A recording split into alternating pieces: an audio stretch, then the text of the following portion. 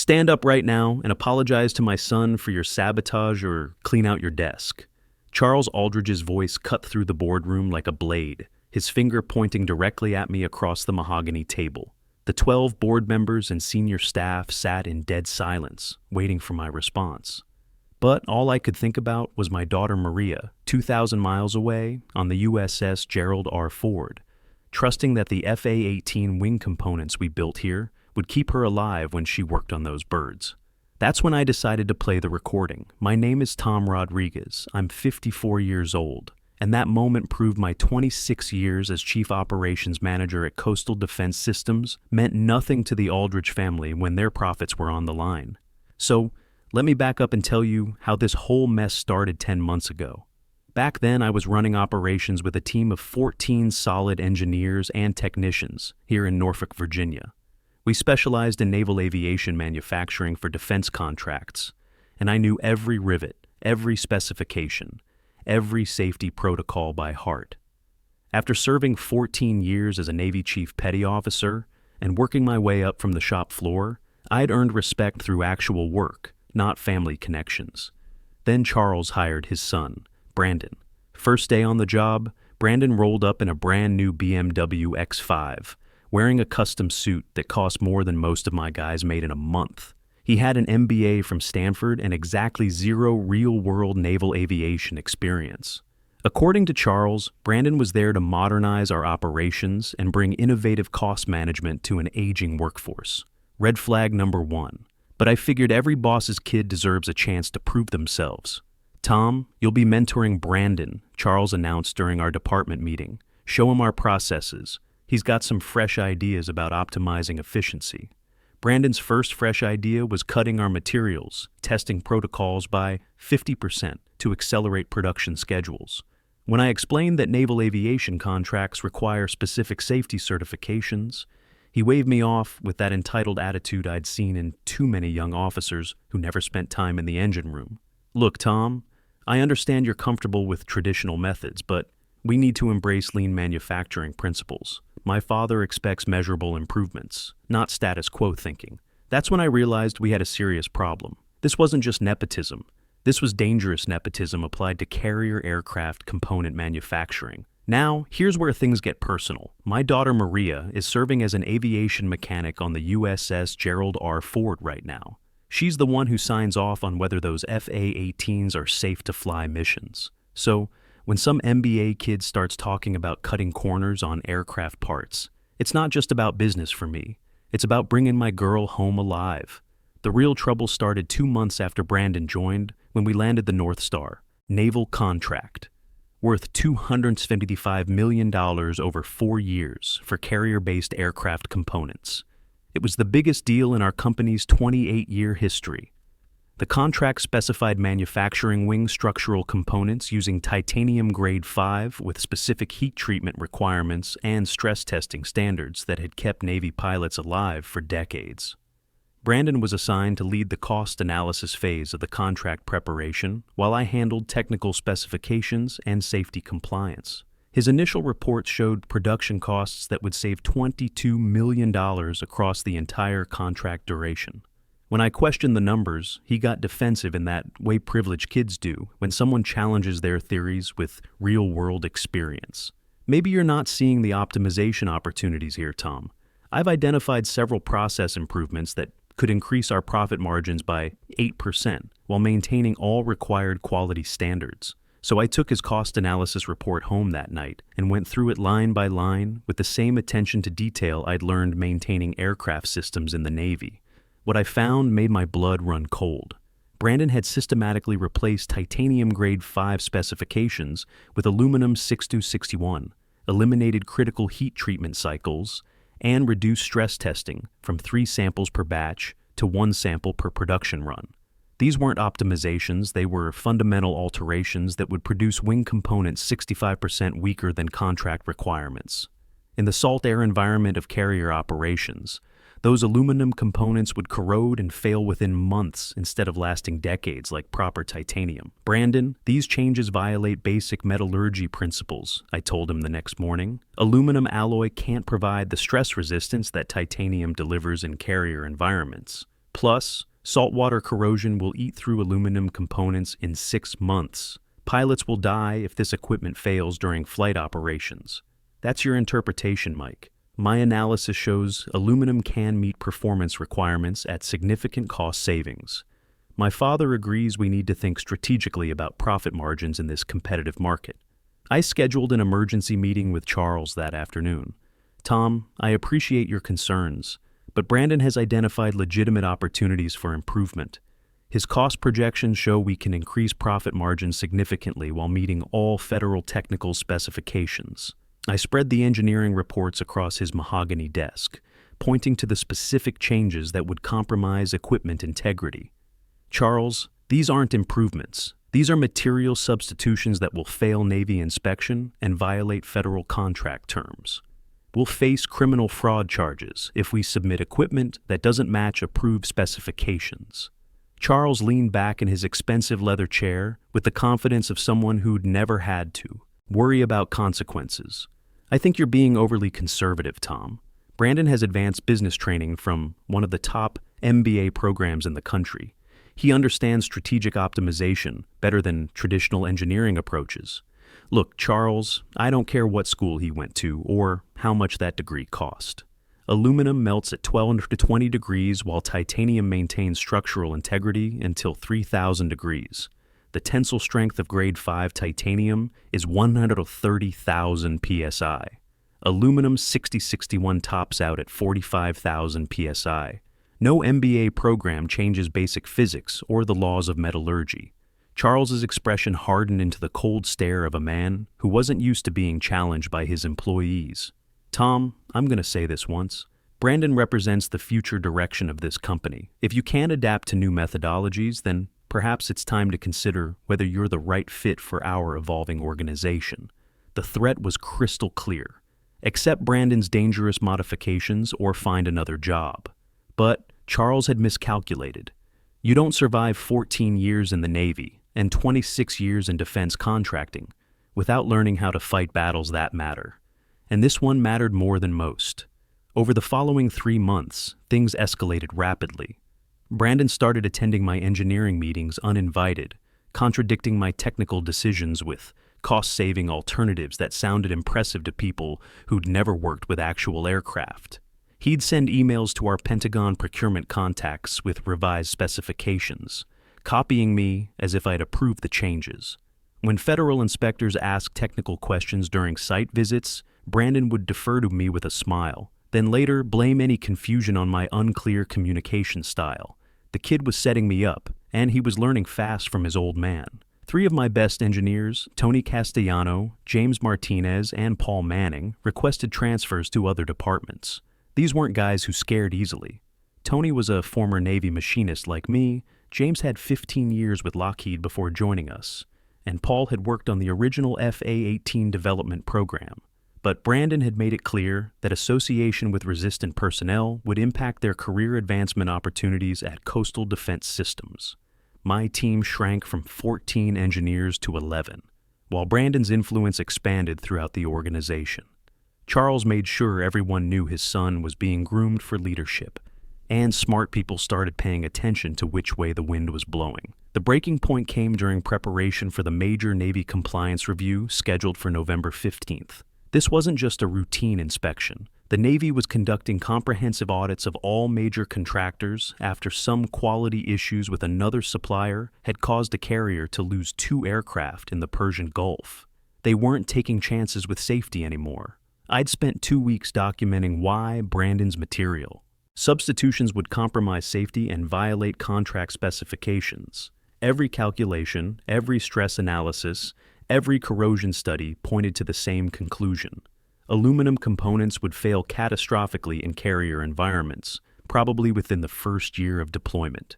The night before our presentation, I was working late in my office when I heard voices from the main conference room down the hall. Charles and Brandon were supposed to be at some corporate dinner, but there they were, going over tomorrow's strategy. Dad, what happens if the Navy asks technical questions I can't answer tomorrow? Don't worry, Brandon. I've already briefed the procurement team that Tom has been resistant to efficiency improvements. If there are any technical issues during the presentation, we'll frame them as his failure to provide adequate documentation support. I stopped outside the conference room door and quietly activated my phone's recording function. After 26 years dealing with corporate politics, I'd learned to always have backup plans. But what if they want to see the original engineering specifications? Brandon's voice carried that nervous edge you hear in young officers before their first real mission. Brandon's original specifications reflect outdated, overly conservative approaches that would make us non-competitive in the current market. Your analysis demonstrates we can meet all critical requirements while improving profitability. Trust me, after tomorrow's presentation, you'll be leading this entire department. That conversation changed everything. This wasn't incompetence or even standard corporate nepotism. This was deliberate fraud, and they were planning to destroy my career to cover their tracks. But I'd been in tougher spots during my Navy years, and I knew the value of good intelligence before engaging the enemy. I started documenting everything the next morning, every email, every meeting, every conversation. I kept backup copies of all original engineering reports and compared them with Brandon's modified versions. The differences were staggering. He'd systematically altered specifications across 19 different contract items, eliminated crucial safety tests, and reduced inspection requirements that had been developed through decades of hard-learned lessons. The most dangerous change involved the wing structural components. My original specifications called for titanium grade 5 with Rockwell hardness of 2832 HRC after proper heat treatment cycles. Brandon's aluminum substitutions would provide approximately 65% less stress resistance than required titanium components. In carrier operations, where aircraft experience extreme stress from catapult launches and arrested landings, those aluminum parts would crack and fail. Pilots would die if this equipment failed during flight operations, including potentially my daughter Maria. But I needed more than technical documentation. I needed proof of criminal intent and allies who understood what was really happening. That's when Tony Castellano approached me with information that made the situation much more serious than simple fraud. "Tom, we need to talk. Not here at the office. Can you meet me at Murphy's Diner on Route 64 tonight at 8? Murphy's was a 24-hour truck stop about 15 miles from the office, the kind of place where defense contractors and Navy personnel grabbed coffee before heading to the shipyard for early morning shifts. Tony was already there when I arrived, sitting in a back corner booth with a folder and the kind of concerned expression I remembered from briefings before dangerous missions. "We have a serious problem," he said without preamble, sliding the folder across the table. "Charles has been monitoring your computer activity, your emails, your phone calls from the office. He's been building a surveillance file on you for the past 2 months. I opened the folder and felt my stomach drop. Activity logs showing every document I'd accessed, every email I'd sent, every phone call I'd made from my office extension, all logged, tracked, and analyzed. How is this legal? Technically, company equipment allows for monitoring, but here's the concerning part. Tony turned to another page showing a directory of audio files organized by date and participant names. Jessica Aldridge has been recording conversations throughout the building, not just casual workplace discussions, but formal meetings, private phone calls, confidential discussions with other employees. My name appeared in dozens of entries. This goes beyond normal corporate surveillance," Tony continued, his voice dropping to the level we'd used during classified briefings back in our Navy days. "Jessica's been systematically collecting information on anyone Charles considers a potential threat, including Admiral Patricia Hendricks, our primary board member. What kind of information on Patricia? Financial records, private communications, details about her Navy pension. Charles has been building leverage files on the entire board of directors." I stared at the surveillance data spread across the diner table. This wasn't just nepotism or fraud. This was systematic corporate espionage designed to maintain control through blackmail and intimidation. The kind of operation that would make federal prosecutors very interested. "Tony, why are you showing me this? Because you're not the first target. Over the past 3 years, Charles has systematically pushed out 4 other senior managers who questioned his decisions. He replaces experienced personnel with family loyalists, then uses surveillance data to control anyone who objects to his methods. What happened to the other managers? Thomas Anderson from Quality Control was forced out after Charles discovered personal financial problems and threatened to report them to federal security clearance authorities. Lisa Martinez from Procurement quit after Jessica recorded her complaining about Brandon's inexperience. Then, Charles threatened to sue her for creating a hostile work environment. Tony closed the folder with the decisive motion of someone who'd made up his mind. Charles doesn't just fire people who oppose him. He destroys their careers and ensures they can't find work elsewhere in the aerospace industry. But this time, he's made a mistake. What do you mean? Admiral Patricia Hendricks. She's not just our biggest board member. She's a former Navy procurement officer with 18 years' experience in defense contract oversight. More importantly, she maintains active security clearances and ongoing relationships throughout the Pentagon procurement system. Patricia has been asking questions about our recent performance metrics. She's noticed discrepancies between reported costs and actual deliverables. I think she suspects something is wrong, but she doesn't have concrete evidence. Can you arrange a meeting? Already done. Tomorrow, 2 p.m. at Riverside Coffee downtown. She thinks you're briefing her on technical specifications for her quarterly investment review. Admiral Patricia Hendricks wasn't what I expected when I met her the next afternoon. At 57, she looked more like a retired college professor than a major aerospace industry board member. But when she studied my engineering documentation at Riverside Coffee, her questions revealed the sharp analytical mind of someone who understood both Pentagon procurement procedures and corporate fraud. Tom, these material substitutions aren't just cost-cutting measures. They're systematic contract violations that could result in federal criminal charges.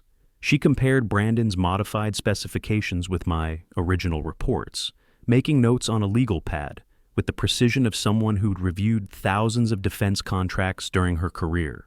If these altered specifications were submitted to Navy procurement, we're looking at conspiracy to defraud the government. The penalties for defense contractor fraud can include up to 20 years in federal prison. Charles believes he can control any investigation through surveillance and pressure tactics. He's miscalculated badly. Patricia pulled out her own folder and showed me financial analysis charts that made my blood run cold.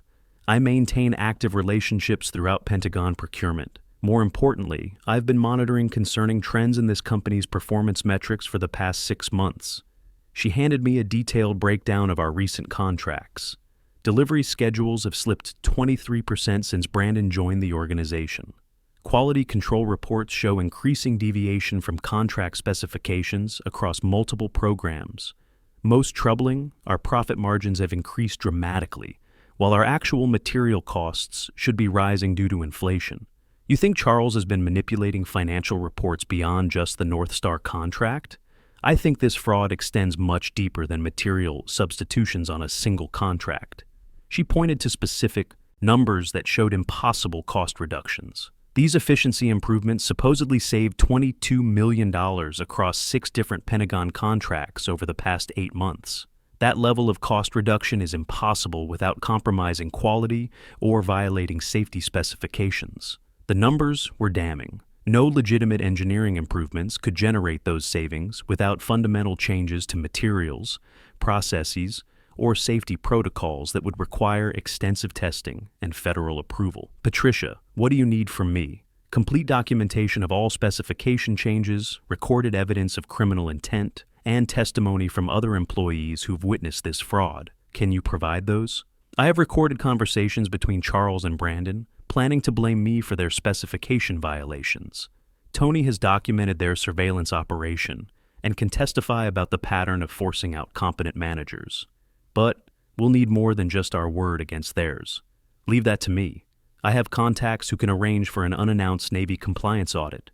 But we need to be prepared for Charles's counterattack when he realizes what's happening. That's when Patricia explained Charles's leverage strategy in detail. He'd been collecting compromising information on board members, investors, and senior staff for years.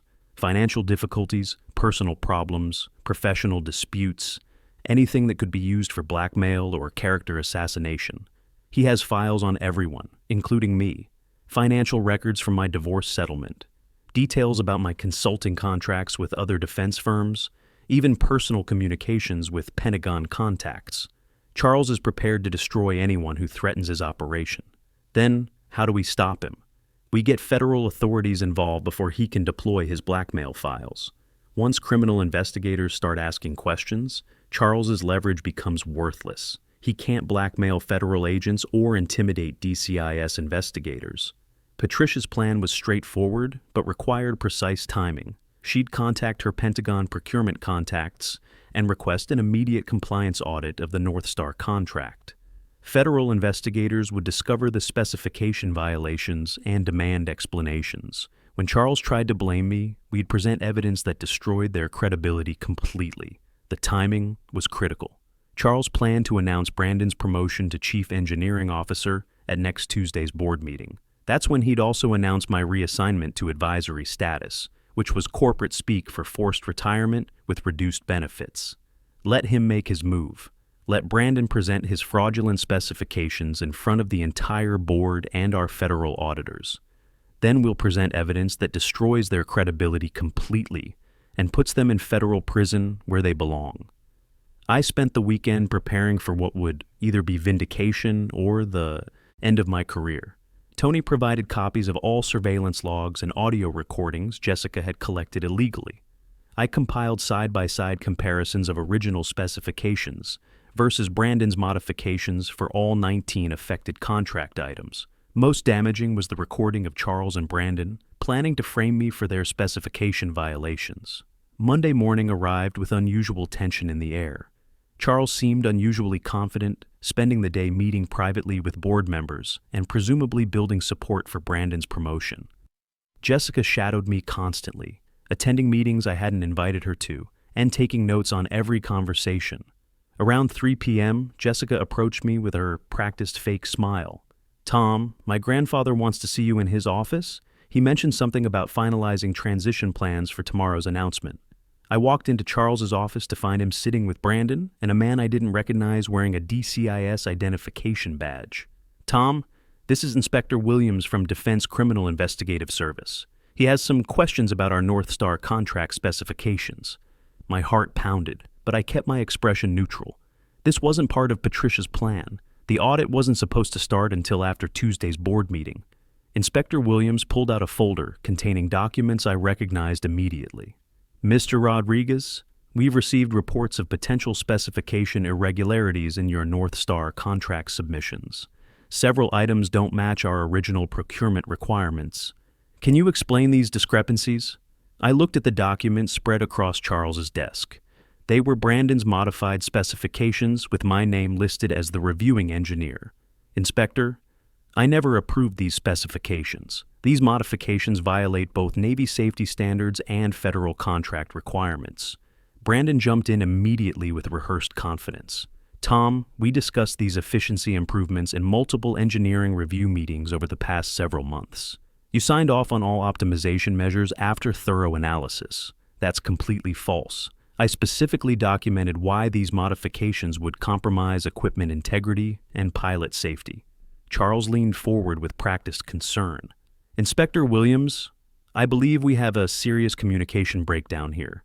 Tom has been resistant to modernization efforts, and there seems to be confusion about which specifications represent our official engineering position." Inspector Williams looked between us carefully. "Who has final authority over engineering specifications in this company?" "Tom is our Chief Operations Manager," Charles said smoothly. "All technical decisions require his approval and signature. Perfect trap. Either I accepted responsibility for Brandon's dangerous modifications, or I appeared incompetent before a federal inspector." Charles thought he'd cornered me completely, but I'd spent 14 years learning how to handle pressure in situations where lives depended on making the right decisions. "Inspector Williams, I'd like to request a formal review of all engineering documentation. I believe there have been unauthorized changes to approved specifications, and I have evidence that proves systematic fraud." Charles's expression flickered for just a moment. "Tom, I don't think that's necessary. We can resolve any misunderstandings internally through proper management channels." "Actually," Inspector Williams said, "given the nature of these contracts and the seriousness of these allegations, a formal review is exactly what federal regulations require." That's when I pulled out my phone and connected it to the conference room speakers. Charles's voice filled the room. Don't worry, Brandon. I've already briefed them that Tom has been resistant to efficiency improvements. If there are technical issues, we'll frame them as his failure to provide adequate support. Then Brandon's unmistakable voice. What if they want to see the original specifications? There are no original specifications. Tom's analysis was incomplete and overly conservative. Your cost optimization study represents our official engineering position. The room went completely silent. Charles stared at me with barely controlled rage while Brandon's face went pale. Those recordings are illegal and taken out of context, Charles said, his composure finally cracking. No, said a voice from the doorway. They're evidence of conspiracy to commit fraud. Inspector Williams stepped aside as 2 additional federal agents entered the room. We've completed our preliminary review of all documentation. Mr. Charles Aldridge, Mr. Brandon Aldridge, and Ms. Jessica Aldridge, you're under arrest for conspiracy to defraud the United States government. What happened next was swift and decisive. Federal agents secured all company computers and phones while reading the Aldridge family their rights. Charles and Brandon were handcuffed and escorted out in front of the entire office staff. Jessica collapsed in her chair, finally understanding that family connections couldn't protect her from federal prosecutors. The charges were serious: conspiracy to defraud the government, falsifying federal contract specifications, and violations of the False Claims Act. The potential penalties included up to 20 years in federal prison and millions in fines.